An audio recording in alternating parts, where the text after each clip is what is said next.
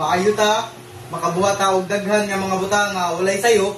Pero mga igsoon, dili data mahimong mamatarong kung ang atong pangunahuna wala man ang sentro sa atong Ginoo mga igsoon. Amen. So sa adlaw dos mga igsoon, gisgutan nga bisan dili ta masayop, dili tingali gihapon ta husto sa Dios. Kay wala man sa unahuna og pagbuot sa Ginoo ang atong pagkatao. Amen. Dahil ang atong Ginoo mga igsoon nga nagkinahanglan gyud nga ang atong ginawian, ang atong pinulungan, mahimo gyud nga haom or mahimong sulod.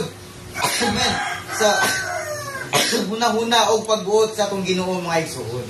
So matagusan nato, nakabato naman ta sa atong Ginoo ingon nga atong pagkamatarong. Amen. So gisgutan sa adlaw 3 mga igsoon nga kanunay nagpaambit ang atong Ginoo ingon nga sangkap sa kinabuhi.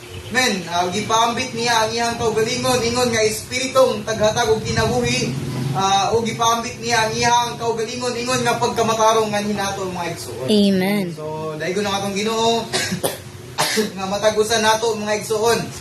Men, kanunay tang gipaambita ni ining sangkap. So mo nang moabot sa punto nga mahimo nang pagpadayag nato. Ingon ang atong Ginoo mga igsoon ingon nga pagkamatarong.